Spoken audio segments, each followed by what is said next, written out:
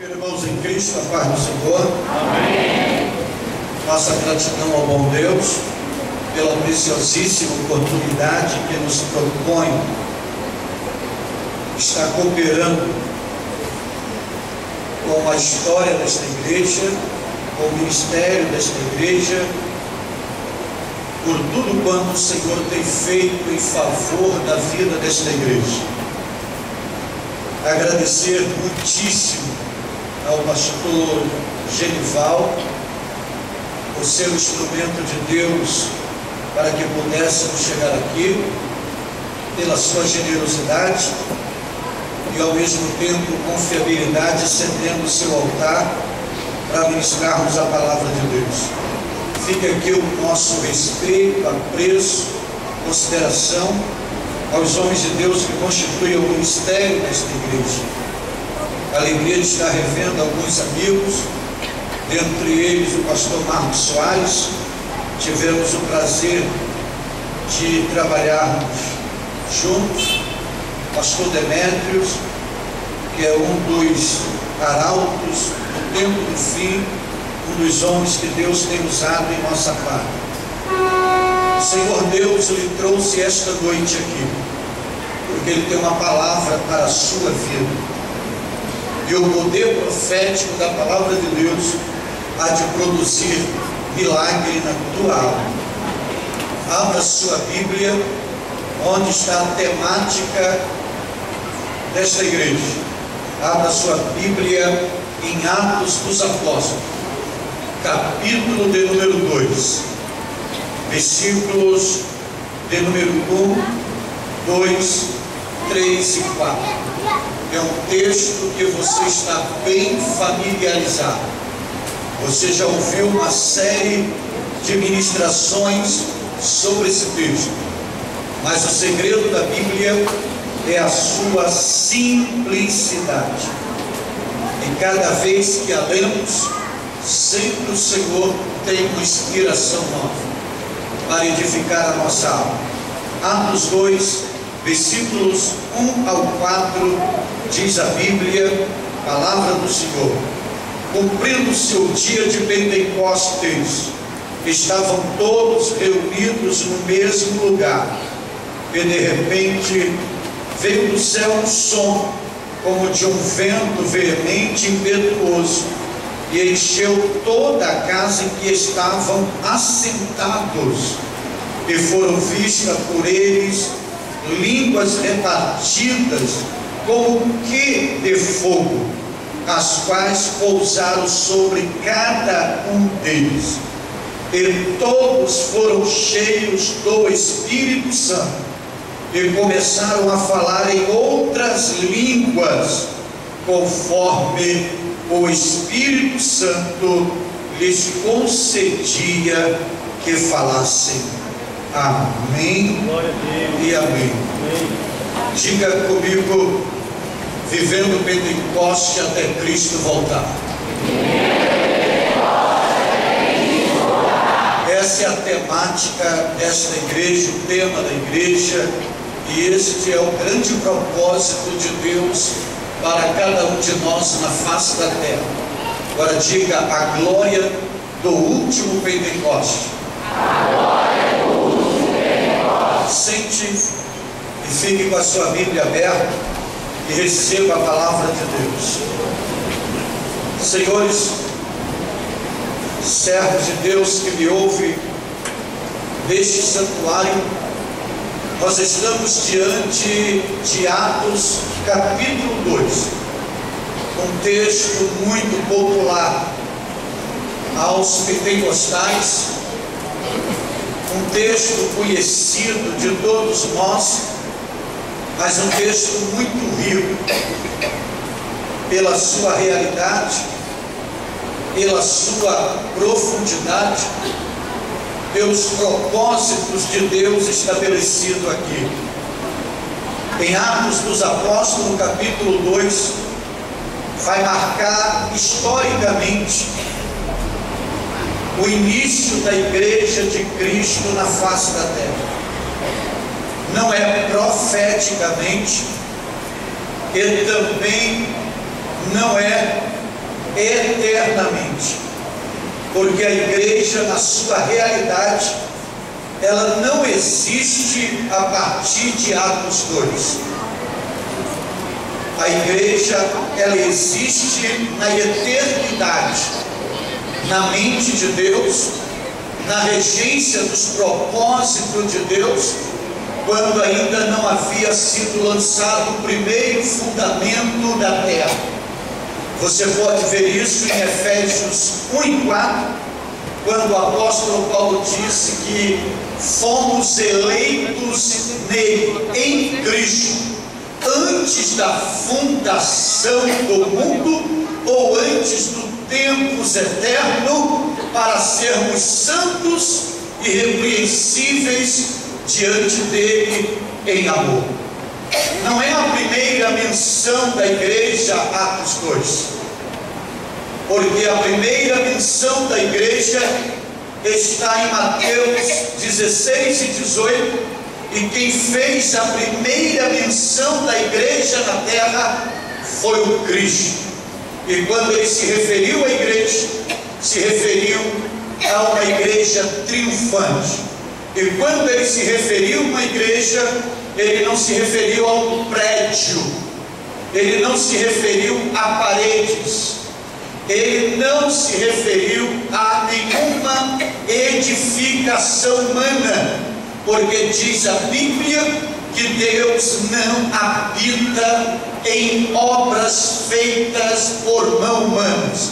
Mas quando ele se referiu à igreja, ele está se referindo a um organismo, a um corpo, algo místico, espiritual, profético, triunfante, conquistador, onde ele estaria profetizando desse corpo sendo formado, mas numa dinâmica superior, divina, sobrenatural, com a expansão do reino de Deus na face da terra. Atos 2 não vem falar da existência da igreja, vem falar da inauguração da igreja, porque a igreja, ela não nasce em Atos 2. A igreja, historicamente, ela nasce no Calvário, com o derramamento do sangue de Cristo. E quando você vê aquela abertura que os soldados fizeram com uma lança no peito de Jesus, e que a Bíblia diz que saiu sangue, e depois que não tinha mais nenhum sangue, passou a sair água, é naquela fissura, é naquela ferida que vai ser gerada, enxertada, formada a igreja. Porque tudo que você imagina de igreja, ela está dentro daquele ferimento que foi aberto em Cristo Jesus, e ele gera a igreja com o derramamento do seu sangue no Calvário. É por isso que a Bíblia diz que cada um de nós estamos escondidos em Cristo. É por isso que Paulo diz que nós fomos enxertados na oliveira verdadeira. É por isso que o diabo roda, girando ao nosso derredor, bramando comunhão, querendo nos tragar, mas não tem acesso, não toca em nós, não nos encontra, porque ao mesmo tempo, isso é um mistério divino, que parece que estamos na terra, nós estamos no peito de Jesus, para a glória do seu nome.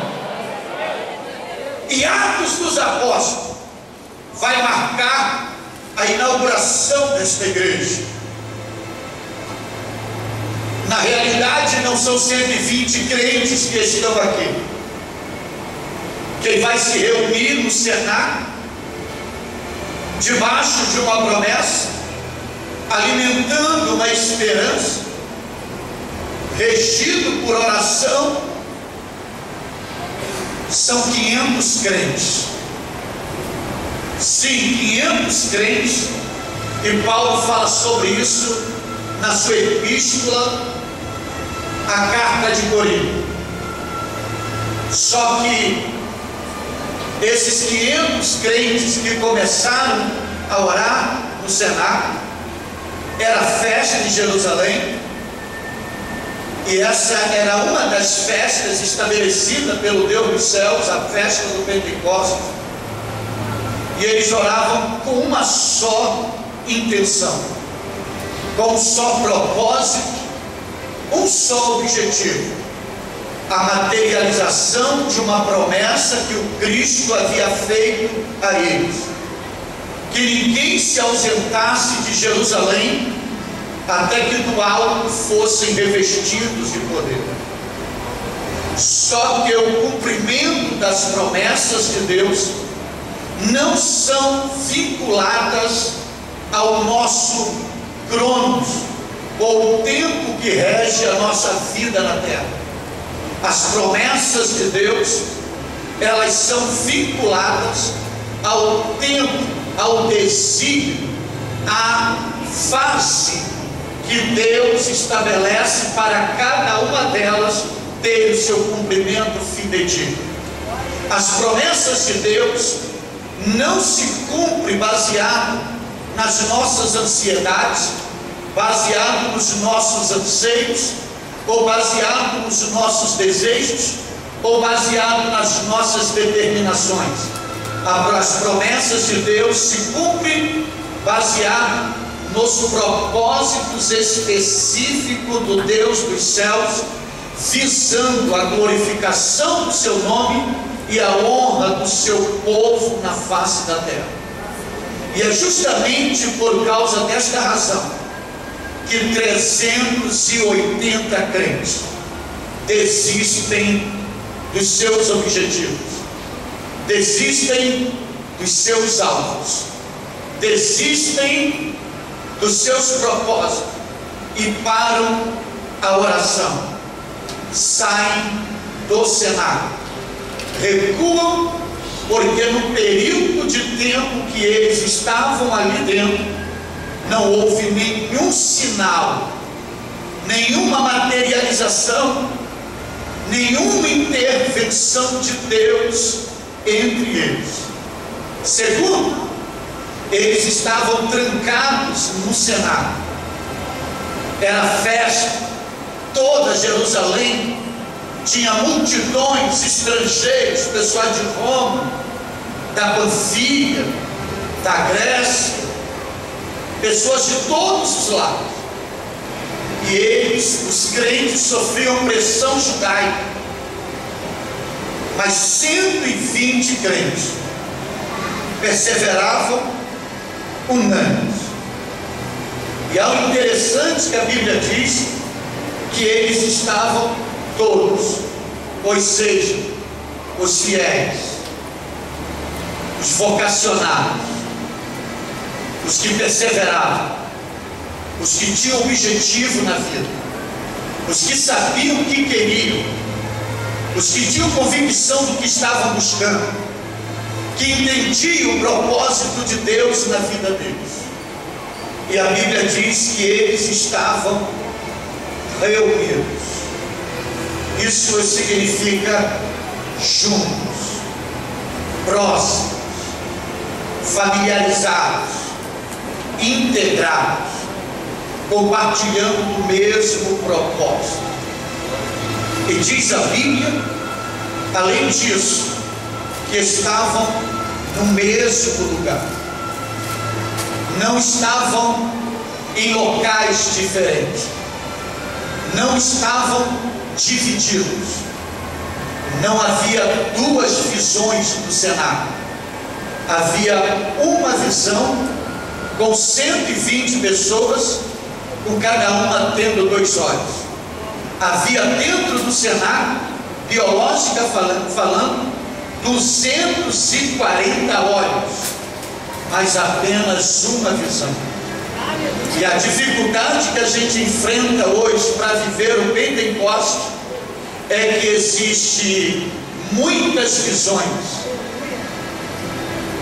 quando deveríamos ter vários olhos e uma só visão. Você tem dois olhos na sua face.